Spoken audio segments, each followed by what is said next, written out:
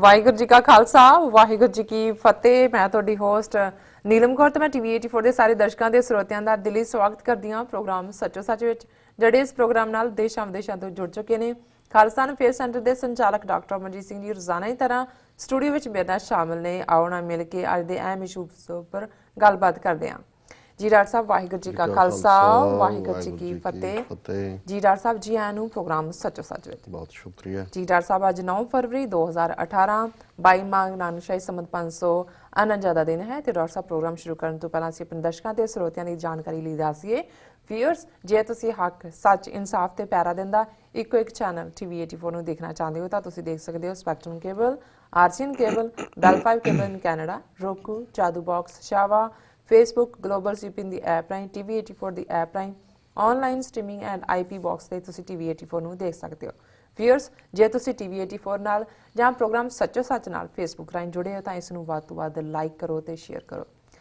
जी doctor साहब, programme की शुरुआत विच जिस तरह कि असीं अज इस वीक का लास्ट वाला प्रोग्राम करन जा रहे हैं तो अज दे इस शो दे विच जिहड़ा अज दा जिहड़ा साडा पहला इशू है उस बारे तुहाडीआं की विचारां ने? देखो, अक्सर जदों ह्यूमन राइट्स शब्द कहा जाता है मनुखी हक या इंसानी हकूक, तो फिर ये गल देखने वाली है कि अज जिहड़ा लफज ह्यूमन राइट्स तक पहुँचण लई कुल संसार दे सारे देशां दा सांझे तौर दे उत्ते यतन, लंबी स्ट्रगल और जिस चों दूसरे संसार युद्ध तो बाद सैकेंड वर्ल्ड वॉर तो बाद चार्टर ऑफ ह्यूमन राइट्स निकलिया यूनाइटेड नेशंस दा, उस चों फिर मुढ़ले हक के भी जिहड़े बिना जात, रंग, नस्ल, धर्म, जेंडर दे वितकरे दे जां कौन किस मजहब च विश्वास रखदा है जां नहीं रखदा है, उस दे कुछ मुढ़ले हक ने जिहड़े कि हर सिविलाइज सोसाइटी, सभ्यक समाज, तहजीबी समाज नूं जिहड़ा ਉਹ ਮੰਨਣੇ ਬਣਦੇ ਨੇ। ਫਿਰ ਉਹਨਾਂ ਚੋਂ ਹੀ ਸੈਂਕਸ਼ਨਸ ਦੀ ਗੱਲ ਵੀ ਨਿਕਲੀ ਜਿਸ ਨੂੰ ਅਸੀਂ ਪਾਬੰਦੀਆਂ ਕਹਿੰਦੇ ਹਾਂ ਕਿ ਜੇ ਕੋਈ ਵੀ ਮੁਲਕ ਕਿਸੇ ਵੀ ਝੰਡੇ ਥੱਲੇ ਉਹ ਕਮਿਊਨਿਜ਼ਮ ਹੈ, ਡਿਕਟੇਟਰਾਨਾ ਅੰਦਾਜ਼ ਹੈ ਜਾਂ ਕੋਈ ਹੋਰ ਸਿਸਟਮ ਹੈ ਉਹਨਾਂ ਹੱਕਾਂ ਨੂੰ ਖੋਹਦਾ ਹੈ ਜਾਂ ਵਾਇਲੇਟ ਕਰਦਾ ਹੈ ਤੇ ਫਿਰ ਉਹ ਜਿਹੜਾ ਉਸ ਦੇ ਉੱਤੇ ਆਰਥਿਕ ਪਾਬੰਦੀਆਂ ਲੱਗਦੀਆਂ ਨੇ, ਹੋਰ ਪਾਬੰਦੀਆਂ ਵੀ ਲੱਗਦੀਆਂ। ਜਿਵੇਂ ਸਾਊਥ ਅਫਰੀਕਾ ਦੇ ਵਿੱਚ ਜਦੋਂ ਅਪਾਰਥਾਈਡ ਸੀ तो फिर इन्नियां स्ट्रिक्ट पाबंदियां लगियां कि उन्होंने नाल कोई प्लेयर नहीं सी खेडदे जिथे उन्होंने टीम हुंदी सी।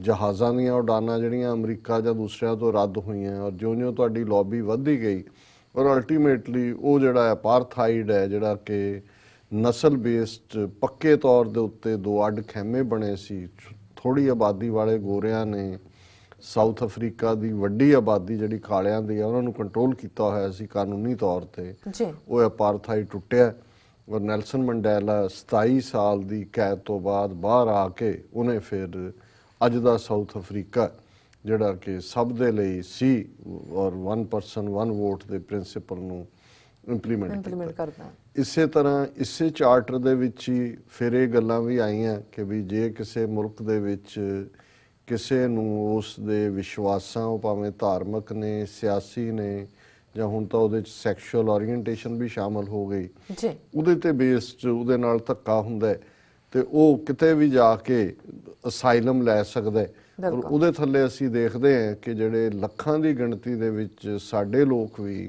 अमरीका, कैनेडा, यूरोप वगैरह दे विच आके सैटल होए 80विਆਂ तो बाद खास तौर पर पोलिटिकल असाइलम के थले।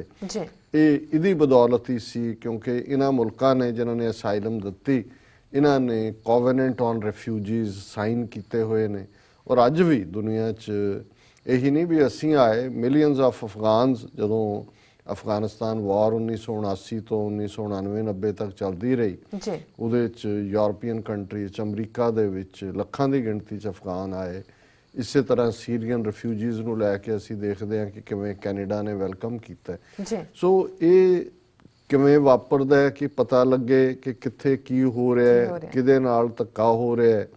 उहदे च फिर जिहड़ियां मनुखी हक्कां दीयां लंबरदार जथेबंदियां ने जिन्हां दे विच और इन्हां दा इतिहास कोई सदियां पुराना नहीं है। एमनेस्टी इंटरनैशनल 1960विਆਂ च होंद दे विच आई, फिर ह्यूमन राइट्स वॉच जिहड़ी पहलां एशिया वॉच सी ਔਰ ਹਰ ਮੁਲਕ ਦੇ ਵਿੱਚ ਫਿਰ ਆਪਣੇ ਗਰੁੱਪ ਨੇ ਜਿਹੜੇ ਮਨੁੱਖੀ, ਕਿਉਂਕਿ ਕੁਝ ਮੁਲਕ ਨੇ ਜਿਨ੍ਹਾਂ ਦੇ ਵਿੱਚ ਇਹਨਾਂ ਇੰਟਰਨੈਸ਼ਨਲ ਜਥੇਬੰਦੀਆਂ ਨੂੰ ਜਾਣ ਹੀ ਨਹੀਂ ਦਿੱਤਾ ਜਾਂਦਾ, ਉੱਥੇ ਫਿਰ ਜਿਹੜੇ ਉਹਨਾਂ ਦੇ ਕੋਈ ਲੋਕਲ ਮਨੁੱਖੀ ਹੱਕਾਂ ਦੀ ਗੱਲ ਕਰਨ ਵਾਲੇ ਗਰੁੱਪ ਨੇ ਉਹ ਰਿਪੋਰਟਾਂ ਭੇਜਦੇ ਨੇ, ਉਹਦੇ ਤੇ ਬੇਸਡ ਐਮਨੈਸਟੀ ਜਾਂ ਹਿਊਮਨ ਰਾਈਟਸ ਵਾਚ ਜਾਂ ਦੂਸਰੇ ਆਪਣੀਆਂ ਰਿਪੋਰਟਾਂ ਜਾਰੀ ਕਰਦੇ ਨੇ ਜੀ। ਔਰ ਇਹਨਾਂ ਰਿਪੋਰਟਾਂ ਦੇ ਆਧਾਰ ਤੇ ਹੀ ਜਦੋਂ ਫਿਰ ਸੁਣਵਾਈਆਂ ਹੁੰਦੀਆਂ ਅਸਾਈਲਮ ਕੇਸਾਂ ਦੀਆਂ ਜੱਜਾਂ ਦੇ ਸਾਹਮਣੇ, ਕਿਉਂਕਿ ਜਿਹੜੀ ਸਰਕਾਰੀ ਪੱਖ ਹੁੰਦਾ ਉਹ ਤਾਂ ਉਹੀ ਵਰਜਨ ਦੇ ਰਿਹਾ ਹੁੰਦਾ ਜੋ ਉਹਨਾਂ ਦੀ ਸਰਕਾਰ ਨੇ ਦੇਣਾ।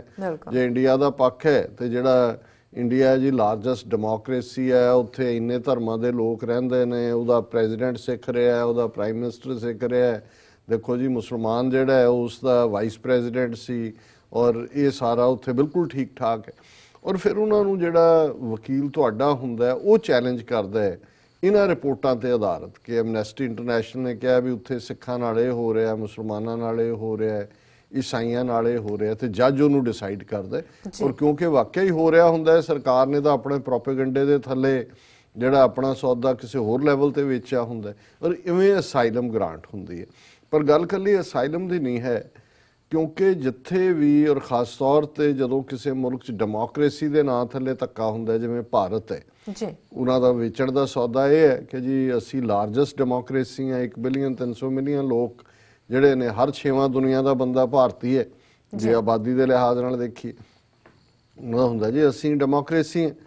ਹੁਣ ਉਸ ਸਾਰੇ ਚੋਂ ਹੌਲੀ ਹੌਲੀ ਹੌਲੀ ਫਿਰ ਜਿਨ੍ਹਾਂ ਮੁਲਕਾਂ ਦੇ ਖਿਲਾਫ ਇਹ ਰਿਪੋਰਟਾਂ ਪਾਇਲ ਅਪ ਹੁੰਦੀਆਂ ਜਾਂਦੀਆਂ, ਜਿਵੇਂ ਉਹਨਾਂ ਨੂੰ ਟਾਇਰ 1 ਟਾਇਰ 2 ਜਾਂ ਕੰਟਰੀ ਆਫ ਕੰਸਰਨ COC ਬਣਾ ਦਿੱਤਾ ਜਾਂਦਾ, ਫਿਰ ਮੰਗ ਉੱਠਦੀ ਹੈ UN ਲੈਵਲ ਦੇ ਉੱਤੇ ਕਿ ਉਸ ਤੇ ਪਾਬੰਦੀਆਂ ਲਾਈਆਂ ਜਾਣ। ਪਰ ਉੱਥੋਂ ਤੱਕ ਪਹੁੰਚਣ ਲਈ ਪਹਿਲਾਂ ਉਹ ਰਿਕਾਰਡ ਜਿਵੇਂ ਕਿਸੇ ਸਟੇਜ ਤੇ ਕਿਊਬਾ ਦੇ ਮਾਮਲੇ 'ਚ ਹੋਇਆ ਜਾਂ ਈਰਾਨ ਦੇ ਹੋਇਆ ਜਾਂ ਦੂਜੇ ਹੋਇਆ ਜੀ। 1990 ਦੇ ਵਿੱਚ ਕਿਉਂਕਿ ਅਮਰੀਕਾ ਦੇ ਵਿੱਚ ਜਿਹੜਾ ਰਾਈਟ ਵਿੰਗਰ ਨੇ ਰਿਪਬਲਿਕਨਸ, ਉਹਨਾਂ ਦੇ ਵਿੱਚ ਕਾਫੀ ਸਟਰੋਂਗ ਲੌਬੀ ਜਿਹੜੀ ਹੈ ਉਹ ਕ੍ਰਿਸਚੀਅਨ ਬੈਲਟ ਦੀ ਹੈ, ਜਿਹਨੂੰ ਬਾਈਬਲ ਬੈਲਟ ਵੀ ਕਹਿੰਦੇ ਨੇ ਜੀ। ਔਰ ਉਹਨਾਂ ਨੂੰ ਇਹ ਸੀ ਕਿ ਵੀ ਦੁਨੀਆ 'ਚ ਜਿੱਥੇ ਜਿੱਥੇ ਵੀ ਈਸਾਈ ਨੇ ਉਹਨਾਂ ਦੇ ਨਾਲ ਖਾਸ ਤੌਰ ਤੇ ਕੁਝ ਮੁਲਕਾਂ ਜਿਵੇਂ ਚੀਨ ਦਾ ਹਵਾਲਾ ਹੁੰਦਾ ਹੈ, ਭਾਰਤ ਵੀ ਹੁਣ ਉਸ ਕੈਟਾਗਰੀ 'ਚ ਸ਼ਾਮਲ ਹੋ ਗਿਆ, ਪਾਕਿਸਤਾਨ ਦਾ ਵੀ ਜ਼ਿਕਰ ਹੁੰਦਾ ਹੈ ਕਿ ਉਹਨਾਂ ਦੇ ਨਾਲ ਧੱਕਾ ਹੁੰਦਾ, ਬਹੁਤ ਸਾਰੇ ਇਸਲਾਮਿਕ ਮੁਲਕਾਂ 'ਚ ਵੀ ਹੁੰਦਾ ਵੀ ਹੈ ਇਹਦੇ 'ਚ ਕੋਈ। ਸੋ ਉਹਨਾਂ ਦੀ ਲੌਬੀ ਦਾ ਨਤੀਜਾ ਸੀ ਕਿ ਇੱਕ ਉਹ ਕਮਿਸ਼ਨ ਹੋਣ 'ਚ ਆਇਆ ਜਿਹੜਾ US ਕਾਂਗਰਸ ਨੇ ਜਿਹਨੂੰ ਫੰਡ ਕੀਤਾ। ਹੁਣ ਵੀ ਕੁਝ ਕਾਂਗਰਸਮੈਨ ਦੋਨੋਂ ਪਾਰਟੀਆਂ ਦੇ ਉਹਦੇ ਮੈਂਬਰ ਹੁੰਦੇ ਨੇ, ਕੁਝ ਇੰਡੀਪੈਂਡੈਂਟ ਕਮਿਸ਼ਨਰ ਹੁੰਦਾ, ਔਰ ਉਹਨੂੰ US ਸਰਫ ਕਹਿੰਦੇ ਨੇ ਜੀ। ਉਹਦਾ ਇਹ ਸ਼ਾਰਟ ਐਬਰੀਵੇਸ਼ਨ ਹੈ, ਇਹਦਾ ਮੁਕੰਮਲ ਨਾਂ ਹੈ United States commission on international religious freedom. ਹੁਣ ਇਹ ਜਿਹੜਾ ਇਹਨਾਂ ਦਾ ਪੂਰਾ ਸਟਾਫ ਹੈ, ਪੂਰਾ ਆਫਿਸ ਹੈ, ਐਨੂਅਲ ਰਿਪੋਰਟਾਂ ਵੀ ਜਾਰੀ ਕਰਦੇ ਨੇ। ਅਸੀਂ ਵੀ ਬਹੁਤ ਵਾਰੀ ਆਪਣੀ ਰਿਪਰੈਜ਼ੈਂਟੇਸ਼ਨ ਉਹਨਾਂ ਨੂੰ ਦਿੰਦੇ ਹਾਂ, ਜਿਵੇਂ ਸਰਬੱਤ ਖਾਲਸਾ ਦੇ ਵੇੜੇ ਜਦੋਂ ਫੜੇ ਗਏ ਕਿ ਜੀ ਦੇਸ਼ ਧਰੋਹੀ ਨੇ, ਜਾਂ ਆਰਟੀਕਲ 25 ਨੂੰ ਲੈ ਕੇ ਕਿ ਵੀ ਕਿਵੇਂ ਸਾਨੂੰ ਹਿੰਦੂ ਬਣਾਇਆ ਹੋਇਆ ਹੈ, ਜਾਂ ਜਗਤਾਰ ਸਿੰਘ ਜੱਗੀ ਦੇ ਮਾਮਲੇ 'ਚ ਹੋਰ ਸਿੱਖ ਗਰੁੱਪ ਵੀ ਦਿੰਦੇ ਨੇ। ਔਰ ਮੈਂ ਵਾਸ਼ਿੰਗਟਨ ਹੁੰਦਿਆਂ ਤੇ ਅਕਸਰ ਅਸੀਂ ਹਰ ਸਾਲ ਇੱਕ ਡੈਲੀਗੇਸ਼ਨ ਲੈ ਕੇ ਉਹਨਾਂ ਦੇ ਸਾਰੇ ਜਿਹੜੇ ਬੋਰਡ ਮੈਂਬਰਸ ਨੇ ਉਹਨਾਂ ਨੂੰ 2 ਘੰਟੇ ਦੀ ਆਪਣੀ ਅਸੀਂ ਪ੍ਰੈਜ਼ੈਂਟੇਸ਼ਨ ਦਿੰਦੇ ਸੀ, ਮੈਮੋਰੈਂਡਮ ਵੀ ਦਿੰਦੇ।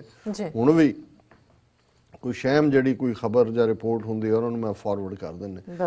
ਸੋ ਉਹਨਾਂ ਦੀ ਜਿਹੜੀ ਰਿਪੋਰਟ ਹੈ US ਸਰਫ ਦੀ ਉਹ ਬੜੀ ਇੰਪੋਰਟੈਂਟ ਹੈ, ਕਿਉਂਕਿ ਜਦੋਂ ਅਸੀਂ ਐਮਨੈਸਟੀ ਇੰਟਰਨੈਸ਼ਨਲ ਜਾਂ ਹਿਊਮਨ ਰਾਈਟਸ ਵਾਚ ਦੀ ਗੱਲ ਕਰਦੇ ਹਾਂ, ਉਹ ਸਿਰਫ ਮਨੁੱਖੀ ਹੱਕਾਂ ਦੀਆਂ ਲੰਬਰਦਾਰ ਜਥੇਬੰਦੀਆਂ ਨੇ। ਉਹਨਾਂ ਦੇ ਕੋਲ ਕੋਈ ਕਾਨੂੰਨੀ ਜਾਂ ਕੋਈ ਜਿਹਨੂੰ ਤੁਸੀਂ ਕਹੋ ਕਿ ਵੀ ਸਿਆਸੀ ਨਹੀਂ, ਉਹਨਾਂ ਦੀਆਂ ਰਿਪੋਰਟਸ ਨੂੰ ਬੇਸ ਬਣਾਇਆ ਜਾਂਦਾ ਫੈਸਲੇ ਲੈਣ ਲਈ। ਪਰ ਇਹ ਜਿਹੜਾ US ਸਰਫ ਹੈ ਇਹ ਸੈਮਾਈ ਗਵਰਨਮੈਂਟ ਅਦਾਰਾ ਹੈ, ਔਰ ਇਹਦੇ ਥੱਲੇ ਫਿਰ ਸਟੇਟ ਡਿਪਾਰਟਮੈਂਟ ਦੀ ਆਪਣੀ ਰਿਪੋਰਟ ਹੁੰਦੀ ਹੈ ਹਿਊਮਨ ਰਾਈਟਸ ਦੇ ਮੁੱਦੇ ਤੇ ਕੀ ਹੈ, ਉਹ ਹਰ ਸਾਲ ਹੁੰਦੀ ਹੈ। ਸੋ ਇਸ ਸਾਲ ਦੀ ਜਿਹੜੀ US ਸਰਫ ਦੀ ਰਿਪੋਰਟ ਹੈ, ਔਰ ਇਹ ਹਰ ਦੁਨੀਆ ਦੇ ਮੁਲਕ ਬਾਰੇ ਹੁੰਦੀ ਹੈ। ਇੰਡੀਆ ਬਾਰੇ ਜਿਹੜੀ ਐਤਕੀ ਰਿਪੋਰਟ ਹੈ ਉਹਨਾਂ ਨੇ ਸਪੈਸੀਫਿਕਲੀ ਇਸ ਰਿਪੋਰਟ ਦੇ ਵਿੱਚ ਭਾਰਤ ਦੇ ਵਿੱਚ ਪਿਛਲੇ ਵਰ੍ਹੇ ਦੇ ਵਿੱਚ ਕੀ ਹੋਇਆ, ਔਰ ਕਿਵੇਂ ਕਿਹੜੀਆਂ ਮਾਈਨੋਰਿਟੀਜ਼ ਨੇ ਕੀ ਸਫਰ ਕੀਤਾ, ਕਿਹੜੇ ਕਾਨੂੰਨ ਨੇ ਉੱਥੇ ਜਿਹੜੇ ਕਿ ਵਾਇਲੇਟ ਕਰਦੇ ਨੇ ਬੇਸਿਕ ਰਾਈਟਸ ਨੂੰ, ਇਹ ਬੜੀ ਵੇਰਵੇ ਨਾਲ ਉਹਨਾਂ ਦੀ ਇੰਡੀਆ ਰਿਪੋਰਟ ਹੈ।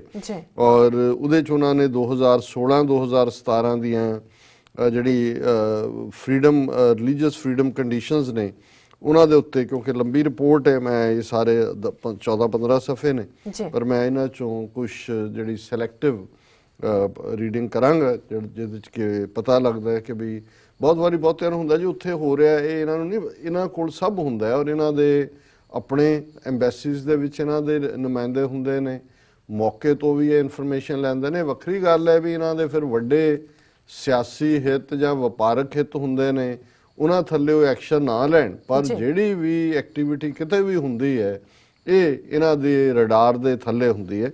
ਉਹਦੇ 'ਚ ਇਹਨਾਂ ਨੇ ਕਿਹਾ ਕਿ India's constitution has provisions that provide for the legal equality of its citizens regardless of their religion and creed and prohibit religious based discrimination. ਇਹ ਉਹਨਾਂ ਨੇ ਆਇਨ ਦੀ ਗੱਲ ਕੀਤੀ, ਕਨਸਟੀਟਿਊਸ਼ਨ ਦੀ, ਕਿ ਉਹਦੇ 'ਚ ਕੋਈ ਜਿਹੜੀ ਡਿਸਕ੍ਰਿਮੀਨੇਸ਼ਨ ਹੈ, ਵਿਤਕਰਾ ਹੈ ਧਰਮ ਆਧਾਰਿਤ, ਇਹ ਨਹੀਂ ਹੋਣਾ ਚਾਹੀਦਾ ਕਨਸਟੀਟਿਊਸ਼ਨ ਦੇ ਥੱਲੇ। However other constitutional provisions help create the conditions in which Hindu nationalist groups and their sympathizers intimidate, harass and violently attack religious minority communities and Hindu Dalits purposely to uphold these laws। उन्होंने कहा जी भावें constitution च लिखा होया पर ਜਿਹੜੇ ਹਿੰਦੂਤਵੀ nationalist groups ਨੇ ਉਹ ਮਾਈਨੋਰਟੀਜ਼ ਤੇ ਹਮਲੇ ਕਰਦੇ ਨੇ, ਉਹਦੇ ਵਿੱਚ ਦਲਿਤਸ ਦਾ ਜ਼ਿਕਰ ਹੈ। ਔਰ ਅੱਗੇ ਜਦੋਂ ਅਸੀਂ ਅੱਗੇ ਜਾਂਦੇ ਹਾਂ ਫਿਰ ਉਹਨਾਂ ਨੇ ਕਿਹਾ ਕਿ ਈਵਨ ਕਨਸਟੀਟਿਊਸ਼ਨ ਦੇ ਵਿੱਚ ਕੀ ਗਲਤ ਹੈ।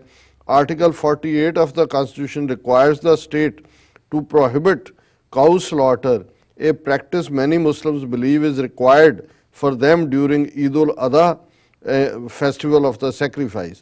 ਉਹਨਾਂ ਨੇ ਕਿਹਾ ਪਰ ਹੁਣ 25 ਚੋਂ 18 ਸਟੇਟਾਂ ਅੱਗੇ ਵੇਰਵਾ ਹੈਗਾ ਐਸੀਆਂ ਨੇ ਜਿਨ੍ਹਾਂ ਨੇ ਗਾਂ ਦੇ ਜਿਹੜਾ ਉਸ ਦੇ ਮਾਰਨ ਤੇ ਪਾਬੰਦੀ ਲਾ ਦਿੱਤੀ ਹੈ ਔਰ ਇਹਦੇ ਥੱਲੇ ਮੁਸਲਮਾਨਾਂ ਦੇ ਨਾਲ ਡਿਸਕ੍ਰਿਮੀਨੇਸ਼ਨ ਹੈ ਕਿਉਂਕਿ ਜਿਹੜਾ ਇਹਨਾਂ ਦੀ ਬਕਰੀਦ ਹੁੰਦੀ ਹੈ ਜਿਹਦੇ 'ਚ ਕੁਰਬਾਨੀ ਦਿੱਤੀ ਜਾਂਦੀ ਹੈ ਉਹਦੇ 'ਚ ਜਾਨਵਰ ਦੀ ਜਿਹਦੇ 'ਚ ਗਾਂ ਵੀ ਸ਼ਾਮਲ ਹੈ ਉਹ ਆਪਣਾ ਧਾਰਮਿਕ ਇਸ ਨੂੰ ਪੂਰਾ ਨਹੀਂ ਕਰ ਸਕਦੇ। ਫਿਰ ਐਤਕੀ ਮੈਂ ਦੇਖਦਾ ਹਾਂ ਵੀ ਹਾਲਾਂ ਹਰ ਸਾਲ ਇਹਨਾਂ ਦੀ ਰਿਪੋਰਟ ਹੁੰਦੀ ਹੈ ਪਰ ਐਤਕੀ ਸਿੱਖਾਂ ਬਾਰੇ ਪਾਰਟਿਕੂਲਰਲੀ ਜ਼ਿਆਦਾ ਮੈਂਸ਼ਨ ਹੈ ਔਰ ਬਾਕੀ ਮੁਸਲਮਾਨਾਂ ਨਾਲ ਜੋ ਹੋ ਰਿਹਾ ਹੈ ਦਲਤਾਂ ਉਹ ਤਾਂ ਹੈ ਹੀ ਹੈ। ਇਹਦੇ 'ਚ ਉਹਨਾਂ ਨੇ ਕਿ ਐਡੀਸ਼ਨਲੀ article 25 deems Sikhs, Jains and Buddhists to be Hindus. As a result, members of these faiths are subject to Hindu personal status laws and they are denied access to social services or employment and educational preferences available to other religious minority communities। फिर जड़ी doctor Cheema ने report लिखी सी constitutional and legal challenges faced by religious minorities in India, ਉਸ ਨੂੰ refer ਕੀਤਾ। ਸੋ ਇਹਦੇ 'ਚ ਬੜੀ ਕਲੀਅਰਲੀ ਉਹਨਾਂ ਨੇ ਕਿਹਾ ਕਿ ਆਰਟੀਕਲ 25 ਜਿਹੜਾ ਹੈ ਉਹ ਸਿੱਖਾਂ ਬੌਧੀਆਂ ਜੈਨੀਆਂ ਨੂੰ ਹਿੰਦੂ ਬਣਾ ਦਿੰਦਾ ਹੈ ਔਰ ਉਹਦੇ ਨਾਲ ਰਿਲੇਟਡ ਦੂਸਰੇ ਲਾਅ ਥੱਲੇ ਵੀ ਉਹ ਹਿੰਦੂ ਬਣ ਜਾਂਦੇ ਨੇ। ਸੋ ਇਹਨਾਂ ਨੇ ਇਹ ਕਿਹਾ ਕਿ ਭਾਵੇਂ ਕਨਸਟੀਟਿਊਸ਼ਨ 'ਚ ਮੁੱਢਲੇ ਤੌਰ ਤੇ ਕਿਹਾ ਵੀ ਡਿਸਕ੍ਰਿਮੀਨੇਸ਼ਨ ਨਹੀਂ ਹੈ ਪਰ ਇੱਥੇ ਤਾਂ ਡਿਸਕ੍ਰਿਮੀਨੇਸ਼ਨ ਦਾ ਮੁੱਢ ਹੀ ਇੱਥੋਂ ਵੱਧ ਜਾਂਦਾ ਹੈ ਕਿ ਆਰਟੀਕਲ 25 ਜਿਹੜਾ ਹੈ ਉਹ ਸਿੱਖਾਂ ਬੌਧੀਆਂ ਜੈਨੀਆਂ ਨੂੰ ਹਿੰਦੂ ਬਣਾ ਦਿੰਦਾ ਹੈ। ਫਿਰ ਇਹ ਵੇਰਵੇ ਦੇ ਨਾਲ ਉਹਨਾਂ ਨੇ ਵਾਇਲੈਂਸ ਅਗੇਂਸਟ ਮੁਸਲਿਮਸ ਦਾ ਜ਼ਿਕਰ ਕੀਤਾ। During the past years, there were numerous reports of harassment and violent attacks against Muslims by Hindu nationalists, including local and state BJP members. Members of the Muslim community report that their abusers often accuse them of being terrorists, spying for Pakistan, forcibly kidnapping, converting and marrying Hindu women, and disrespecting Hinduism by slaughtering cows. Members of Muslim community rarely report abuses because of societal and police bias and police and judicial intimidation by the RSS। ਸਿੱਧੇ ਤੌਰ ਤੇ ਉਹਨਾਂ ਕਿਹਾ ਜੀ ਮੁਸਲਮਾਨਾਂ ਦਾ ਜੀਣਾ ਹਰਾਮ ਕੀਤਾ ਹੈ, ਉਹਨਾਂ ਤੇ ਹਮਲੇ ਹੁੰਦੇ ਨੇ, ਉਹਨਾਂ ਨੂੰ ਕਹਿੰਦੇ ਤੁਸੀਂ ਗਾਂ ਮਾਰੀ ਹੈ, ਤੁਸੀਂ ਹਿੰਦੂ ਕੁੜੀਆਂ ਨੂੰ ਕਨਵਰਟ ਕਰ ਰਹੇ ਹੋ, ਤੁਸੀਂ ਪਾਕਿਸਤਾਨੀ ਹੋ। ਉਹਨੇ ਕਿਹਾ ਵੀ ਉਹ ਇੰਨੇ ਡਰ 'ਚ ਨੇ ਕਿ ਉਹ ਕਦੇ ਉਹਨੂੰ ਪੁਲਿਸ ਨੂੰ ਜਾਂ ਅਦਾਲਤ 'ਚ ਵੀ ਨਹੀਂ ਜਾਂਦੇ, ਉਹਨਾਂ ਨੂੰ ਪਤਾ ਹੈ ਵੀ ਉੱਥੇ ਵੀ ਉਹਨਾਂ ਦੇ ਨਾਲ ਬਾਇਸ ਹੋਣਾ। ਫਿਰ ਅੱਗੇ ਵੇਰਵਾ ਹੈ ਕਿ 2016 'ਚ ਕਾਊ ਪ੍ਰੋਟੈਕਸ਼ਨ ਦੇ ਨਾਂ ਥੱਲੇ ਜਿਹੜੇ ਵਿਜੀਲਾਂਟੇ ਗਰੁੱਪ ਨੇ ਉਹਨਾਂ ਨੇ ਕੀ ਨਹੀਂ ਕੀਤਾ। ਫਿਰ ਉਹਨਾਂ ਨੇ ਈਸਾਈਆਂ ਦੇ ਹਵਾਲੇ ਨਾਲ ਕਿਹਾ these incidents often are based on suspicions or allegations that Christians are forcibly converting Hindus through inducement and denigrating Hinduism। ਉਹਨਾਂ ਨੇ ਕਿਹਾ ਜੀ ਈਸਾਈਆਂ ਦੇ ਦੁਆਲੇ ਕਿ ਜੀ ਤੁਸੀਂ ਹਿੰਦੂਆਂ ਨੂੰ ਕਨਵਰਟ ਕਰ ਰਹੇ ਹੋ।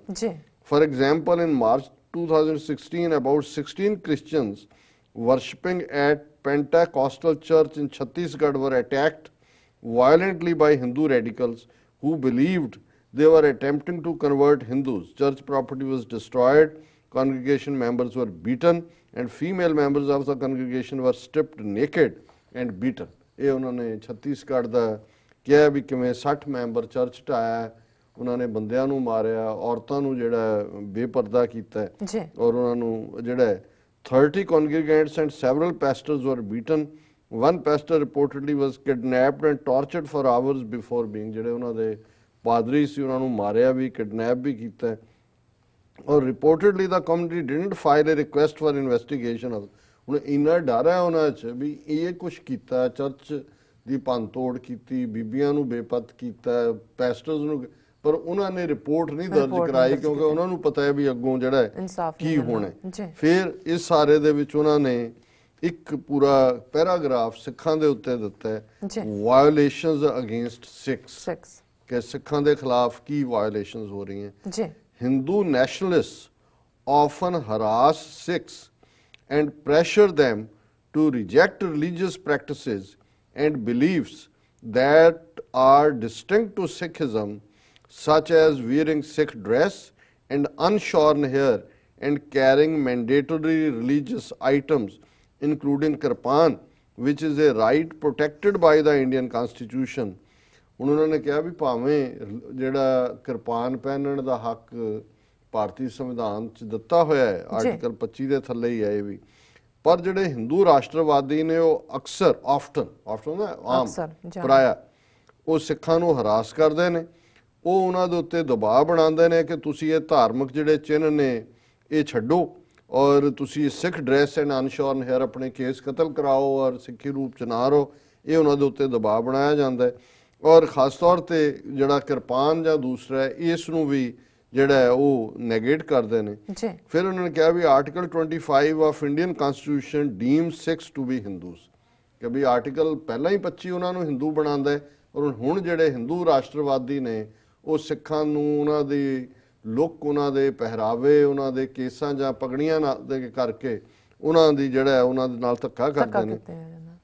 ਔਰ ਕਿਉਂਕਿ ਆਰਟੀਕਲ 25 ਹਿੰਦੂ ਬਣਾਉਂਦਾ ਹੈ, this creates an environment in which Hindu nationalist views Sikhs as having rejected Hinduism। ਕਿਉਂਕਿ ਜਦੋਂ ਸਿੱਖ ਇਹ ਮੰਗ ਕਰਦੇ ਨੇ ਵੀ ਆਰਟੀਕਲ 25 ਤੋੜੋ ਔਰ ਉਹਨਾਂ ਨਾਲੋਂ ਵੱਖਰੇ ਲੱਗਦੇ ਨੇ, ਫਿਰ ਉਹ ਉਹਨਾਂ ਨੂੰ ਟਾਰਗੇਟ ਕਰਦੇ ਨੇ ਕਿ ਤੁਸੀਂ ਹਿੰਦੂਇਜ਼ਮ ਨੂੰ ਤੋੜ ਰਹੇ ਹੋ, ਤੁਸੀਂ ਹਿੰਦੂਇਜ਼ਮ ਤੋਂ ਦੂਰ ਹੋ। ਦਿਸ ਕ੍ਰੀਏਟਸ ਐਨ ਐਨਵਾਇਰਨਮੈਂਟ, ਉਹ ਮਾਹੌਲ ਹੁੰਦਾ ਹੈ in which Hindu nationalist view Sikhs as having rejected Hinduism, ਕਿ ਇਹ ਜਿਹੜੇ ਨੇ ਹਿੰਦੂਇਜ਼ਮ ਨੂੰ ਇਹਨਾਂ ਨੇ ਨਕਾਰ ਦਿੱਤਾ ਹੈ। And as being enemies of India, ਔਰ ਇਹ ਇਸ ਲਈ ਕਰਦੇ ਨੇ ਵੀ ਤੁਸੀਂ ਹਿੰਦੂ ਨੂੰ ਨਕਾਰਿਆ ਤੇ ਦੇਸ਼ ਦੇ ਦੁਸ਼ਮਣ ਉਹਨਾਂ ਨੂੰ ਕਿਉਂ ਸਮਝਦੇ ਨੇ? Because some Sikhs support Khalistan political movement which seeks to create a new state in India for Sikhs and full legal recognition of Sikhism as an independent faith। ਉਹਨਾਂ ਨੇ ਕਿਹਾ ਜੀ ਉਹ ਸਿੱਖਾਂ ਨੂੰ ਇਸ ਲਈ ਟਾਰਗੇਟ ਕਰਦੇ ਨੇ ਕਿ ਇੱਕ ਤਾਂ ਉਹਨਾਂ ਨੇ ਹਿੰਦੂਇਜ਼ਮ ਨੂੰ ਨਕਾਰਿਆ, ਦੂਸਰਾ ਉਹ ਆਪਣੀ ਪੋਲੀਟੀਕਲ ਸਟੇਟ ਮੰਗਦੇ ਨੇ ਤਾਂ ਕਿ ਉਹ ਇੱਕ ਆਜ਼ਾਦ ਮਜ਼ਹਬ ਦੇ ਤੌਰ ਤੇ ਵਿਚਰ ਸਕਣ, ਇਸ ਲਈ ਉਹ ਹਿੰਦੂ ਰਾਸ਼ਟਰਵਾਦੀਆਂ ਦਾ। ਇਹ ਬੜੀ ਜ਼ਬਰਦਸਤ ਰਿਪੋਰਟ ਹੈ, ਐਵੇਂ ਪਹਿਲਾਂ ਕਦੇ ਨਹੀਂ ਹੋਇਆ ਕਿ US ਸਰਫ ਨੇ ਇਹ ਕਿਹਾ ਹੋਇਆ ਵੀ ਸਿੱਖ ਜਿਹੜੇ ਨੇ ਉਹ ਹੁਣ ਉੱਥੇ ਇੰਡੀਪੈਂਡੈਂਟਲੀ ਆਪਣਾ ਧਰਮ ਪ੍ਰੈਕਟਿਸ ਵੀ ਨਹੀਂ ਕਰ ਸਕਦੇ। ਪੋਲੀਟੀਕਲ ਬਲੀਫਸ ਦੇ ਥੱਲੇ ਤਾਂ ਅਸਾਈਲਮ ਮਿਲਦੀ ਹੈ ਵੀ ਤੁਸੀਂ ਖਾਲਿਸਤਾਨੀ ਹੋ, ਪੁਲਿਸ ਟਾਰਚਰ ਕਰਦੀ ਹੈ, ਉਹਨਾਂ ਨੇ ਝੂਠੇ ਪੁਲਿਸ ਮੁਕਾਬਲੇ ਬਣਾਏ, ਇਹ ਹੋਇਆ। ਜਾਂ ਅੱਜ ਸ਼੍ਰੋਮਣੀ ਅਕਾਲੀ ਦਲ ਅੰਮ੍ਰਿਤਸਰ ਦੇ ਲੈਟਰ ਹੈਡਸ ਦੇ ਉੱਤੇ ਹੁੰਦਾ ਕਿ ਜੀ ਮੈਂਬਰ ਹੈ ਔਰ ਉਹ ਪਾਰਟੀ ਖਾਲਿਸਤਾਨ ਦੀ ਮੰਗ ਕਰਦੀ। ਪਰ ਇਹ ਪਹਿਲੀ ਵਾਰ ਹੈ ਕਿ ਈਵਨ ਰਿਲੀਜੀਅਸ, ਔਰ ਇਹਨਾਂ ਨੇ ਇਨਵੈਸਟੀਗੇਟ ਕੀਤਾ ਔਰ ਇਹ ਘਟਨਾਵਾਂ ਕਿੰਨੀਆਂ ਹੋਈਆਂ ਨੇ। ਅਜਮੇਰ 'ਚ ਹੋਇਆ, ਕਿਵੇਂ ਗੁਰਦੁਆਰੇ ਢਾਏ ਜਾ ਰਹੇ ਨੇ, ਗਿਆਨ ਗੋਦੜੀ ਗਾਇਬ ਕਰਤਾ, ਹਰਿਦੁਆਰ 'ਚ ਗੁਰਦੁਆਰਾ ਡਾਂਗਮਾਰ ਸਿੱਕਮ 'ਚ ਗਾਇਬ ਕਰ ਦਿੱਤਾ। ਸੋ ਇਹ ਜਦੋਂ ਭਾਵੇਂ ਹੁਣ ਇਹ ਇੱਕ ਪੈਰਾਗ੍ਰਾਫ ਹੈ, ਹੁਣ ਬਹੁਤਿਆਂ ਨੂੰ ਲੱਗਦਾ ਜੇ ਅਸੀਂ ਮੈਮੋਰੈਂਡਮ ਦਿੰਦੇ ਆ, ਪਟੀਸ਼ਨਾਂ ਕਰਦੇ ਆ, ਜਾ ਕੇ ਮਿਲਦੇ, ਕੀ ਫਾਇਦਾ? ਇਹ ਫਾਇਦਾ ਹੁੰਦਾ ਹੈ ਕਿ ਇਹ ਹੁਣ ਰਿਕਾਰਡ ਹੈ। ਜਦੋਂ ਅਸੀਂ ਕੱਲ ਨੂੰ ਆਪਣਾ ਖਾਲਿਸਤਾਨ ਦਾ ਕੇਸ ਬਿਲਡ ਕਰਦੇ, ਕਹਿੰਦੇ ਜੀ ਆਹ ਤੁਹਾਡੀ ਸਰਕਾਰੀ ਹੈ, US ਸਰਫ ਕੋਈ ਕੱਲਾ ਮਨੁੱਖੀ ਹੱਕਾਂ ਦਾ ਗਰੁੱਪ ਨਹੀਂ ਹੈ, ਇਹ ਤੁਹਾਡਾ ਜਿਹੜਾ ਉਹ US ਕਾਂਗਰਸ ਮੈਂਡੇਟਡ ਬਾਡੀ ਹੈ, ਉਹ ਇਹ ਕਹਿੰਦੇ ਆ ਕਿ ਸਿੱਖ ਆਪਣਾ ਧਰਮ ਪ੍ਰੈਕਟਿਸ ਨਹੀਂ ਕਰ ਸਕਦੇ। ਆਰਟੀਕਲ 25 ਉਹਨਾਂ ਨੂੰ ਹਿੰਦੂ ਬਣਾਉਂਦਾ ਹੈ ਔਰ ਇਸ ਲਈ ਸਿੱਖ ਆਪਣਾ ਜਿਹੜਾ ਉਹ ਪੋਲੀਟੀਕਲ ਖਾਲਿਸਤਾਨ ਬਣਾਉਣਾ ਚਾਹੁੰਦੇ ਨੇ, ਇਸ ਲਈ ਉਹ ਹਿੰਦੂ ਰਾਸ਼ਟਰਵਾਦੀਆਂ ਦੇ ਨਿਸ਼ਾਨੇ ਤੇ ਨੇ। ਫਿਰ ਦਲਿਤਸ ਬਾਰੇ ਆ, violations against dual caste and scheduled tribes. Dalits officially are estimated at over 200 million people higher caste individuals or local political leaders, often members of Hindu nationalist groups, reportedly often prohibit Hindu Dalits from entering temples because their entrance would unsanctify the temple. ਇਹ ਵੀ ਲੰਬੀ report ਹੈ ਕਿ ਵੀ ਅਜੇ ਵੀ ਸੈਂਕੜੇ ਐਸੇ ਮੰਦਰ ਨੇ ਜਿੱਥੇ ਦਲਿਤ ਵੜ ਨਹੀਂ ਸਕਦੇ ਜੀ, ਕਿਉਂਕਿ ਉਹਨਾਂ ਨੂੰ ਕਹਿੰਦੇ ਨੇ ਵੀ ਇਹਦੇ ਨਾਲ ਇਹ ਅਪਵਿੱਤਰ ਹੋ ਜਾਏਗਾ, ਇਹਨੂੰ ਇਹ ਪੋਲਿਊਟ ਹੋ ਜਾਏਗਾ। ਫਿਰ ਉਹਨਾਂ ਨੇ Hindu nationalist hate campaigns against minorities ਇਸ ਟਾਈਟਲ ਦੇ ਥੱਲੇ ਦਿੱਤੇ ਕਿ ਕਿਵੇਂ ਜਿਹੜਾ ਹਿੰਦੂ ਨੈਸ਼ਨਲਿਸਟ ਨੇ ਉਹਨਾਂ ਨੇ ਹੇਟ ਕੈਂਪੇਨ ਮੁਸਲਮਾਨਾਂ, ਈਸਾਈਆਂ ਔਰ ਸਿੱਖਾਂ ਦੇ ਖਿਲਾਫ ਸ਼ੁਰੂ ਕੀਤਾ ਹੋਇਆ। ਇਹਦੇ 'ਚ ਲੰਬੀ ਚੌੜੀ ਰਿਪੋਰਟ ਹੈ ਔਰ ਉਹਨਾਂ ਨੇ ਕਿਹਾ ਕਿ RSS ਇਹ ਐਲਾਨੀਆ ਕਿ ਅਸੀਂ ਰੀਕਨਵਰਟ ਕਰਾਂਗੇ, ਸ਼ੁੱਧੀਕਰਨ ਕਰਾਂਗੇ, ਬਹੁਤ ਸਾਰੇ ਈਸਾਈਆਂ ਔਰ ਮੁਸਲਮਾਨਾਂ ਨੂੰ ਹਿੰਦੂ ਬਣਾ ਰਹੀ ਹੈ ਵਾਪਸ।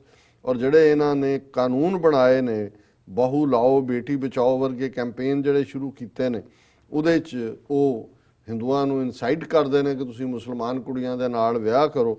ਔਰ ਇਸ ਸਾਰੇ 'ਚ ਉਹਨਾਂ ਨੇ ਕਿਹਾ ਕਿ ਬਈ ਇਹ BJP ਜਿਹੜੀ ਰੂਲਿੰਗ ਪਾਰਟੀ ਹੈ ਇਹਦੀਆਂ ਟਾਈਜ਼ RSS ਨਾਲ ਨੇ ਜੀ। ਔਰ ਇਹ ਜਿਹੜਾ ਪਿਛਲੀਆਂ ਜਿਹੜੀ ਵਾਇਲੈਂਸ ਹੁੰਦੀ ਰਹੀ ਹੈ US ਪਾਲਿਸੀ ਜਿਹੜੀ ਹੈ ਉਹਦੇ ਥੱਲੇ ਇਹ ਵਰਸਟ ਹੁੰਦਾ ਜਾ ਰਿਹਾ। ਸੋ ਮੈਂ ਵਕਤ ਵੀ ਦੇਖ ਰਿਹਾ ਕਿ ਵੀ ਫਿਰ ਇਹਨਾਂ ਨੇ ਕਿਹਾ ਵੀ ਅਸੀਂ in March 2016 US SURF sought to visit India due to long-standing and increasing concerns about religious freedom conditions in the country. US SURF had the full support of State Department and US Embassy in New Delhi. Indian government, however, failed to issue visas to the US SURF delegation, in effect a denial. ਫਿਰ ਉਹਨਾਂ ਨੇ ਕਿਹਾ ਕਿ ਜੀ ਅਸੀਂ ਪਿਛਲੇ ਸਾਲ ਵੀ ਕੋਸ਼ਿਸ਼ ਕੀਤੀ, ਸਟੇਟ ਡਿਪਾਰਟਮੈਂਟ ਨੇ ਵੀ ਔਰ ਸਾਡੀ ਦਿੱਲੀ ਐਮਬੈਸੀ ਨੇ ਵੀ, ਪਰ ਸਾਨੂੰ ਉਹਨਾਂ ਨੇ ਭਾਰਤ ਜਾਣ ਦਾ ਵੀਜ਼ਾ ਨਹੀਂ ਦਿੱਤਾ ਕਿਉਂਕਿ ਉਹ ਨਹੀਂ ਚਾਹੁੰਦੇ ਕਿ ਵੀ ਲੋਕ ਸਿੱਧੇ ਆ ਕੇ ਕਮਿਸ਼ਨ ਦੇ, ਹੁਣ ਜੋ ਉਹਨਾਂ ਨੇ ਰਿਪੋਰਟ ਕੱਢੀ ਹੈ ਉੱਥੋਂ ਰਿਪੋਰਟਾਂ ਦੇ ਬੇਸ ਹੀ ਕੱਢੀ ਹੈ। ਪਰ ਅਸੀਂ ਵੀ, ਮੈਨੂੰ ਯਾਦ ਹੈ ਕਿ ਸ਼ਾਇਦ 2013 ਜਾਂ 14 ਚ ਇਹਨਾਂ ਦਾ ਜਾਣਾ ਸੀ ਡੈਲੀਗੇਸ਼ਨ ਔਰ ਇਹਨਾਂ ਨੇ ਸਬਮਿਟ ਕੀਤੇ ਹੋਏ ਸੀ ਵੀਜ਼ਿਆਂ। ਇਹਦੇ ਇੱਕ ਹਫ਼ਤਾ ਪਹਿਲਾਂ ਮੈਂ ਡੈਲੀਗੇਸ਼ਨ ਲੈ ਕੇ ਗਿਆ ਤੇ ਉਹ ਫਿਰ ਕਹਿਣ ਲੱਗੇ ਕਿ ਜੀ ਦੱਸੋ ਸਿੱਖਾਂ ਦੇ ਕਿਹੜੇ ਕਿਹੜੇ ਨੁਮਾਇੰਦੇ ਕਿੱਥੇ ਸਾਨੂੰ ਆ ਕੇ ਮਿਲ ਸਕਦੇ ਨੇ, ਇਹ ਉਹ। ਮੈਂ ਕਿਹਾ ਤੁਹਾਨੂੰ ਮੈਂ ਦੱਸ ਦਿੰਦਾ ਪਰ ਤੁਹਾਨੂੰ ਵੀਜ਼ਾ ਦੇਣਾ ਨਹੀਂ। ਉਹ ਕਹਿਣ ਜੀ ਨਹੀਂ ਐਵਰੀਥਿੰਗ, ਔਰ ਉਹੀ ਜਦੋਂ ਹਾਂ ਔਰ ਬਾਅਦ ਉਹਨਾਂ ਕਿਹਾ ਹਾਊ ਡਿਡ ਯੂ ਨੋ, ਮੈਂ ਕਿਹਾ ਜੀ ਇਹ ਹੁਣ ਸਾਡਾ ਵਾਹ, ਤੁਸੀਂ ਅਜੇ ਨਵੇਂ ਨਵੇਂ ਕਿ ਵੀ ਇਹ ਇਹਨਾਂ ਨੇ ਤਾਂ ਜਿੱਥੇ ਸਾਡਾ ਜੈਨੋਸਾਈਡ ਨਸਲਕੁਸ਼ੀ ਕੀਤੀ ਹੈ ਉਹਨੂੰ ਸਾਡੇ ਹੀ ਖਾਤੇ 'ਚ ਪਾ ਕੇ ਸਾਨੂੰ ਟੈਰਰਿਸਟ ਬਣਾਇਆ ਹੋਇਆ ਤੇ ਤੁਹਾਨੂੰ ਇਹ ਉੱਥੇ ਜਾ ਕੇ ਸੁਣਵਾਈ ਕਰਨ ਦੇਣਗੇ ਵੀ ਤੁਸੀਂ ਕ੍ਰਿਸਚੀਅਨ ਚਰਚਿਸ ਦੇਖੋ ਕੀ ਹੋ ਰਿਹਾ ਜਾਂ ਮਸੀਤਾਂ 'ਚ ਕੀ ਹੋ ਰਿਹਾ ਜਾਂ ਦੂਜਾ ਕੀ ਹੋ ਰਿਹਾ। ਸੋ ਰਿਪੋਰਟ ਤੋਂ ਇਲਾਵਾ ਫਿਰ ਇਹ ਹੁੰਦਾ ਵੀ ਕੀ ਫਾਈਂਡਿੰਗਸ ਦੇਣ ਤੋਂ ਬਾਅਦ ਇਹਨਾਂ ਦੀਆਂ ਰਿਕਮੈਂਡੇਸ਼ਨਸ ਹੁੰਦੀਆਂ, ਰਿਕਮੈਂਡੇਸ਼ਨਸ ਟੂ ਦਾ US ਗਵਰਨਮੈਂਟ। ਔਰ ਇਹ ਵੀ 5-6 ਰਿਕਮੈਂਡੇਸ਼ਨਸ ਨੇ, ਪਰ ਉਹਦੇ 'ਚ ਉਹਨਾਂ ਨੇ ਇਹ ਕਿਹਾ ਕਿ ਵੀ ਜਿਹੜੀ ਖਾਸ ਤੌਰ ਦੇ ਉੱਤੇ ਕਿ ਵੀ ਜਿਹੜੀਆਂ US ਐਮਬੈਸੀਜ਼ ਨੇ ਉਹਨਾਂ ਨੂੰ ਆਪਣੇ ਨੁਮਾਇੰਦੇ ਭੇਜਣੇ ਚਾਹੀਦੇ ਨੇ ਸਟੇਟਾਂ, ਜਿਵੇਂ ਦਿੱਲੀ ਬੇਸਡ ਐਮਬੈਸੀ ਹੈ ਔਰ ਉਹਦੇ 'ਚ ਜਿਹੜਾ ਉਹਨਾਂ ਦੇ ਨਾਲ increase the US Embassy's attention to issues of religious freedom and related human rights, including through visits by the ambassadors and other officials to areas where communal and religious motivated violence has occurred or is likely to occur, and through meetings with religious communities, local government leaders and police. ਕਿ ਉਹਨਾਂ ਦੇ ਨੁਮਾਇੰਦੇ ਜਾਣ, ਤੁਸੀਂ religious leaders ਨੂੰ ਮਿਲੋ, ਉਹਨਾਂ ਦੇ ਨੁਮਾਇੰਦਿਆਂ ਨੂੰ, ਪੁਲਿਸ ਨੂੰ, ਐਡਮਿਨਿਸਟ੍ਰੇਸ਼ਨ ਨੂੰ ਮਿਲੋ। ਫਿਰ ਉਹਨਾਂ ਨੇ ਕਿਹਾ ਕਿ we urge the central Indian government to press states that have adopted anti conversion laws to repeal or amend them to conform with internationally recognized human rights standards। ਕਿ ਜਿਹੜੇ ਐਂਟੀ ਕਨਵਰਸ਼ਨ ਲਾਅ ਦੇ ਥੱਲੇ ਦੂਸਰੇ ਜਿਹੜੇ ਨੇ ਉਹ ਧਰਮ ਕੋਈ ਆਪਣੀ ਮਰਜ਼ੀ ਦਾ ਚੁਣ ਨਹੀਂ ਸਕਦੇ, ਪਰ ਜੇ ਈਸਾਈ, ਮੁਸਲਮਾਨ, ਸਿੱਖ ਉਹਨਾਂ ਨੂੰ ਉਹ ਹਿੰਦੂ ਬਣਾ ਰਹੇ ਨੇ ਉਹ ਲਾਅ ਦੇ ਥੱਲੇ ਠੀਕ ਹੈ। ਫਿਰ ਉਹਨਾਂ ਨੇ ਕਿਹਾ ਕਿ ਵੀ ਇਹ urge India to boost training on human rights and religious freedom standards and practices for the police and judiciary, ਕਿ ਵੀ ਜੁਡੀਸ਼ਰੀ ਨੂੰ ਵੀ ਇਹ ਸਮਝਾਓ। Press the Indian government to allow US SURF to visit the country and urge the Indian government to invite United Nations special rapporteur for freedom of religion or belief to visit India. ਉਹਨਾਂ ਨੇ ਕਿਹਾ ਜੀ ਸਾਨੂੰ ਵੀਜ਼ੇ ਦਿਓ। ਇੱਕ ਉਹ American government ਨੂੰ ਕਹਿ ਰਹੇ ਨੇ ਕਿ ਸਾਡੀ ਡੈਲੀਗੇਸ਼ਨ ਨੂੰ ਜਾਣ ਦਿਓ। ਔਰ ਫਿਰ ਉਹਦੇ 'ਚ ਉਹਨਾਂ ਨੇ ਜਿਹੜਾ ਇੰਡੀਆ ਨੂੰ ਇਹ ਸਾਰੀ ਰਿਪੋਰਟ ਦੇ ਵਿੱਚ Tier 2 ਦੇ ਵਿੱਚ ਰੱਖਿਆ। ਮਤਲਬ ਇਹ ਹੈ ਕਿ ਵੀ ਅਗਲੇ ਜੇ ਇੱਦਾਂ ਦੀਆਂ ਰਿਪੋਰਟਾਂ 1-2 ਵਾਰੀ ਫਿਰ ਆਈਆਂ, ਫਿਰ ਉਹ COC ਕੰਟਰੀ ਆਫ ਕੰਸਰਨ ਬਣਾ ਕੇ ਈਵਨ ਜਿਹੜੀਆਂ ਆਰਥਿਕ ਪਾਬੰਦੀਆਂ ਲਾਉਣ ਦੀ ਗੱਲ ਵੱਲ ਵੀ ਤੁਰ ਸਕਦੇ ਨੇ। ਜੀ ਸੋ ਅਸੀਂ ਸਮਝਦੇ ਹਾਂ ਵੀ ਬਹੁਤ ਵਾਰ ਇੱਥੇ ਜਿਹੜੇ ਆਪਣੇ ਆਉਂਦੇ ਨੇ ਆ ਕੇ ਥੋੜੇ ਬਹੁਤ ਕਰਕੇ ਵਕੀਲ ਕੋਲ ਪਹੁੰਚ ਜਾਂਦੇ ਨੇ, ਅਸਾਈਲਮ ਦੀ ਅਰਜੀ, ਔਰ ਫਿਰ ਉਹਨਾਂ ਨੂੰ ਇਹ ਭੁੱਲ ਜਾਂਦਾ ਬਹੁਤਿਆਂ ਨੂੰ ਕਿ ਇਸ ਅਸਾਈਲਮ ਦੇ ਪਿੱਛੇ 1.5 ਲੱਖ ਸ਼ਹੀਦਾਂ ਦਾ ਡੁੱਲਿਆ ਖੂਨ ਹੈ, ਬਿਲਕੁਲ, ਜਿਨ੍ਹਾਂ ਨੇ ਆਪਣੇ ਖੂਨ ਦੇ ਨਾਲ ਖਾਲਿਸਤਾਨ ਦੀ ਜਿਹੜੀ ਹੈ ਕਾਇਮੀ ਉਸ ਦੀਆਂ ਜੜ੍ਹਾਂ ਲਾਈਆਂ ਨੇ। ਫਿਰ ਉਹਨਾਂ ਨੂੰ ਇਹ ਭੁੱਲ ਜਾਂਦਾ ਹੈ ਵੀ ਇਹ ਸਾਰੇ ਹੀ ਜਿਹੜੇ ਲੋਕ ਜਿਨ੍ਹਾਂ ਦਾ ਕੋਈ ਪਰਪਸ ਨਹੀਂ ਹੈ, ਹੁਣ ਇਹਨਾਂ ਨੂੰ ਕੋਈ ਸਿੱਖ ਤਨਖਾਹ ਨਹੀਂ ਦਿੰਦੇ, ਅਸੀਂ ਤਾਂ ਸਾਨੂੰ ਤਾਂ ਗੁਰਦੁਆਰਿਆਂ 'ਚੋਂ ਹੀ ਵੇਲ ਨਹੀਂ ਕੁਝ ਹੋਰ ਕਰਨ ਦੀ, ਪਰ ਇਹ ਆਪਣਾ ਕੰਮ ਦੁਨੀਆ ਭਰ 'ਚ ਬੈਠੇ ਇਨਸਾਨੀਅਤ ਨੂੰ ਪਿਆਰ ਕਰਨ ਵਾਲੇ ਲੋਕ ਨੇ, ਜਿਹੜੇ ਸਮਝਦੇ ਨੇ ਵੀ ਇਨਸਾਨੀ ਸਮਾਜ ਧੱਕਾ ਨਹੀਂ ਹੋਣਾ ਚਾਹੀਦਾ। ਫਿਰ ਇਹਨਾਂ ਦੀ ਮਿਹਨਤ ਦਾ ਇਹ ਫਲ ਹੈ ਜਿਹੜੀਆਂ ਇਹ ਰਿਪੋਰਟਾਂ ਨਿਕਲਦੀਆਂ ਨੇ। ਸਾਡਿਆਂ ਨੂੰ ਤਾਂ ਕਈਆਂ ਨੂੰ ਤੁਸੀਂ ਗੱਲ ਕਰਨ ਲੱਗੋ ਉਹਨਾਂ ਨੂੰ ਬੋਰ ਕਰਨ ਲੱਗ ਜਾਂਦੀਆਂ ਇਹ ਚੀਜ਼ਾਂ ਕਿ ਵੀ ਉਹ ਮਸਾਲੇਦਾਰ ਚੀਜ਼ਾਂ ਸੁਣਨ ਨੂੰ ਤਿਆਰ ਰਹਿੰਦੇ ਨੇ। ਮੈਂ ਸਮਝਦਾ ਵੀ ਸਾਨੂੰ ਇਹੀ ਨਹੀਂ ਕਿ ਵੀ ਇਹ ਸਿਰਫ ਰਿਪੋਰਟਾਂ ਪੜ੍ਹਨ ਜਾਂ ਸੁਣਨ ਤੱਕ, ਸਾਨੂੰ ਆਪਣੇ ਬੱਚੇ ਬੱਚੀਆਂ ਨੂੰ ਜਿਹੜੇ ਇੱਥੋਂ ਦੇ ਸਿਸਟਮ 'ਚ ਨੇ ਇਨਕਰੇਜ ਕਰਨਾ ਚਾਹੀਦਾ ਕਿ ਵੀ ਅਸੀਂ ਸਿਰਫ ਫਰੂਟ ਵੱਲ ਨਾ ਦੇਖੀਏ ਵੀ ਅਸੀਂ ਫਰੂਟ ਤੋੜ ਕੇ ਖਾਣਾ ਹੈ। ਇਹਨਾਂ ਸੁਸਾਇਟੀਜ਼ ਨੇ ਜੋ ਕੁਝ ਕ੍ਰੀਏਟ ਕੀਤਾ, ਸਾਡੇ ਬੱਚੇ ਬੱਚੀਆਂ ਜਰਨਲਿਜ਼ਮ 'ਚ ਹੋਣ, ਪੱਤਰਕਾਰਤਾ 'ਚ ਹੋਣ, ਇੱਧਰ ਹਿਊਮਨ ਰਾਈਟਸ ਦੇ ਵਿੱਚ ਹੋਣ, ਐਮਨੈਸਟੀ ਇੰਟਰਨੈਸ਼ਨਲ ਵਲੰਟੀਅਰ ਕੰਮ ਦਾ ਤਾਂ ਕਾਨਸੈਪਟ ਹੀ ਨਹੀਂ ਹੈ ਸਾਡੇ ਇਹਨਾਂ 'ਚ। ਕਦੇ ਦੇਖੋ ਹੁਣ ਅੱਜ ਹੀ ਮੇਰੀ ਆਫਿਸ 'ਚ ਗੱਲ ਹੋ ਰਹੀ ਸੀ ਇੱਥੇ ਆਪਣੇ ਕਾਜ਼ੀ ਸਾਹਿਬ ਨੇ, ਮੈਂ ਕਿਹਾ ਜੀ ਗੱਲ ਯਹੂਦੀਆਂ ਦੀ ਚੱਲ ਰਹੀ ਸੀ, ਮੈਂ ਕਿਹਾ ਹੁਣ ਇੱਥੇ ਜਿਹੜੀਆਂ ACLU American civil Liberty union ਦੂਜੀਆਂ ਨੇ ਸਭ ਯਹੂਦੀ ਨੇ, ਔਰ ਜਦੋਂ 7 ਮੁਸਲਮਾਨ ਦੇਸ਼ਾਂ ਦੇ ਜਿਹੜੇ ਆਉਣ ਵਾਲੇ ਲੋਕਾਂ ਦੇ ਉੱਥੋਂ ਪਾਬੰਦੀ ਲੱਗੀ, ਸਭ ਤੋਂ ਪਹਿਲਾਂ ਉਹਨਾਂ ਨੇ ਜਾ ਕੇ 에ਅਰਪੋਰਟ ਘੇਰ ਲਏ ਕਿ ਕਿਸੇ ਨੂੰ ਅਸੀਂ ਜਾਣ ਨਹੀਂ ਦੇਣਾ। ਉਹ ਇੱਕਦਮ ਸਪੌਂਟੇਨੀਅਸ ਨਿਊਯਾਰਕ ਹੋਏ, ਵਾਸ਼ਿੰਗਟਨ ਹੋਏ, ਸੈਨ ਫਰਾਂਸਿਸਕੋ ਹੋਏ, LA ਹੋਏ ਕਿ ਅਸੀਂ ਬਹੁਤ ਵਾਰੀ ਇਹ ਕਹਿੰਦੇ ਆ ਇਹਨਾਂ ਲੋਕਾਂ ਨੂੰ ਜੀ ਮੈਟੀਰੀਅਲਿਸਟਿਕ ਫਲਾਣਾ। ਮੈਂ ਕਿਹਾ ਜੀ ਸਾਡੇ ਕਿੰਨੇ ਕੁ ਲੋਕ ਕੰਮ ਛੱਡ ਕੇ ਕਦੇ ਇਸ ਕਿਸਮ ਦੇ ਪ੍ਰੋਟੈਸਟ ਬਾਹਰ ਨਿਕਲਦੇ ਨੇ ਕਿ ਜੀ ਮਨੁੱਖੀ ਹੱਕਾਂ ਦੀ ਗੱਲ ਹੋ ਰਹੀ ਹੈ। ਜਾਂ ਇੱਥੇ ਘੱਟੋ ਘੱਟ ਅਮਰੀਕਾ 'ਚ 2 ਲੱਖ ਸਿੱਖ ਨੇ ਜਿਹੜੇ ਅਸਾਈਲਮ ਦੇ ਨਾਂ ਥੱਲੇ ਪੱਕੇ ਹੋਏ ਨੇ।